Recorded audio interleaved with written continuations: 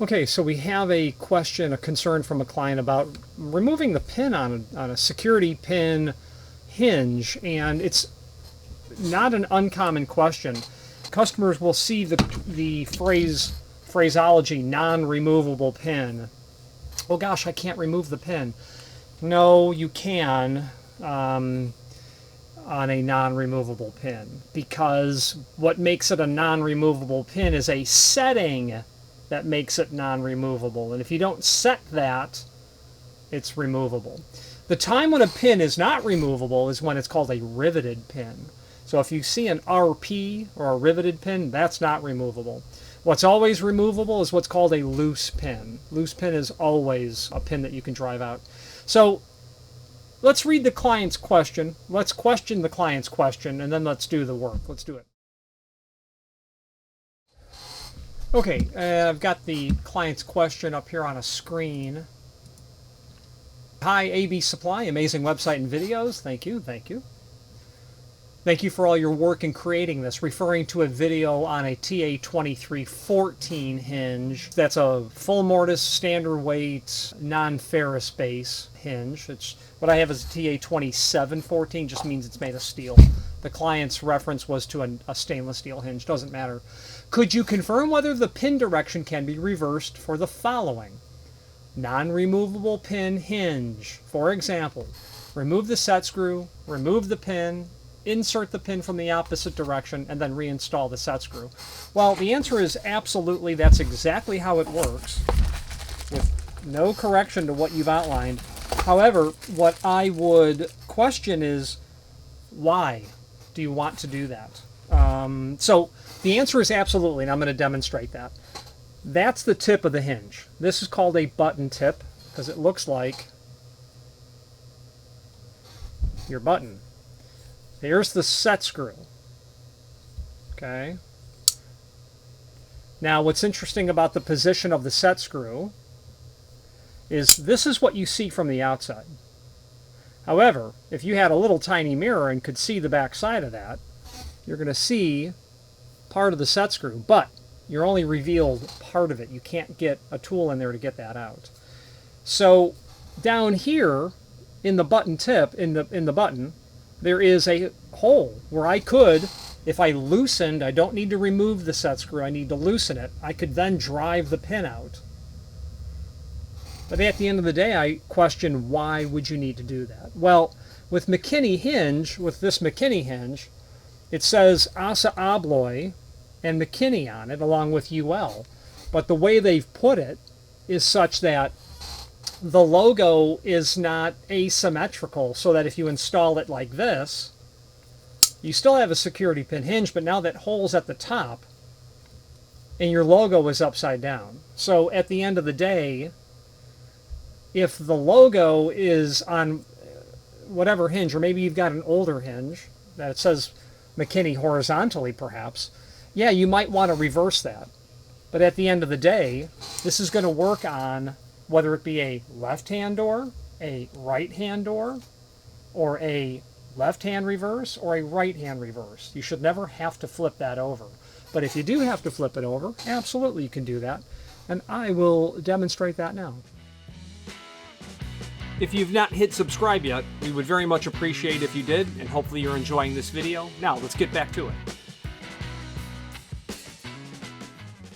So again, in short, the answer is yes. You don't have to remove the set screw. Again, just loosen it. And I'm going to guess at this size. Yeah, 3/32 is the right size, so I'm going to put that in there. Nest that. I'm going to make sure it's secure counterclockwise. I'm just going to loosen it. Don't remove it. It's really all you're going to need. And you'll know if it's going to come out. I've loosened it. Now, generally what I do when I do these is I'll have this sitting in a vise that's partially open. And the jaws will be like my fingers, and I'll just tap that pin out. I have many vices, but I always seem to not have it when I need it at the right location. Yeah, see? I'm getting movement on that. And the problem is, this tool's a little bit too large. At this point, generally what I do is this. I'll take a screwdriver blade and I'll just kind of twist it. Now the reason that that's not coming out so easily is because, well, they're not meant to come out easily. There's lithium on here, so that part doesn't really matter.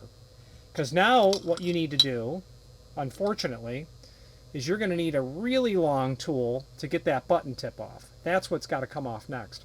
I'm not doing that right now. I would need to have the right tool to do that. So I do have a tool here that I can use without probably damaging much. Yeah, that starts to come out. If I continue to do that, that button tip comes out. Now you're just going to put it all back where you found it.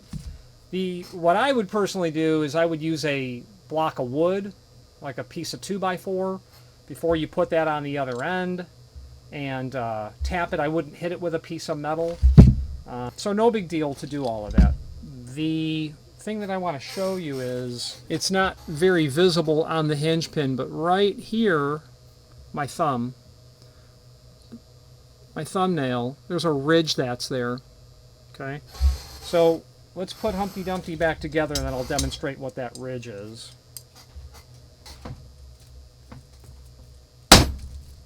Okay, that's solid. Screw is still out.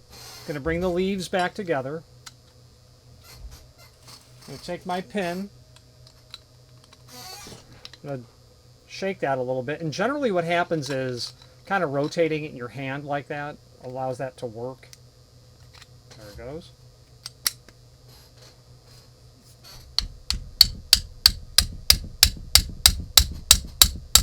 At that point, I'm going to stop.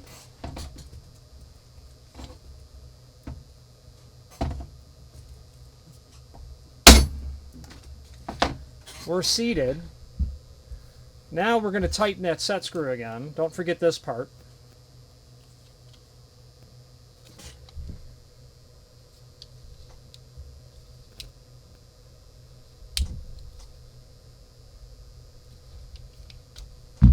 Okay. We're tight again. Now that ridge, when the set screw is tightened in, if you were to try to drive that pin out, the set screw is here, that ridge is down below. If you were to try to drive that pin out, it's going to hit that ridge and not allow it. There's not much of a ridge there that's happening.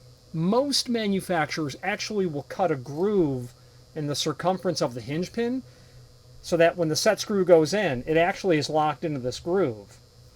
They're probably just planning on the fact that you've tightened that set screw. However, I can tell you from actual experience of locking myself in the warehouse. I go out to the shop, whatever, I'm looking to see where the doors are. And sure enough, that door closes behind me. It's Saturday, those doors are locked. I got 2 doors to get in on the first floor. I can go up the stairs and get to the second floor, the third door. I know all of them are locked. They're all 80 function. Well, actually, that's not true. The one that I tried to get, the one I came out of was a 70 function. But I know it's locked. It's Saturday. And I'm like, okay. Being in the shop, I had all the tools. So I get a center punch and I get a hammer and I'm trying to drive that pin out.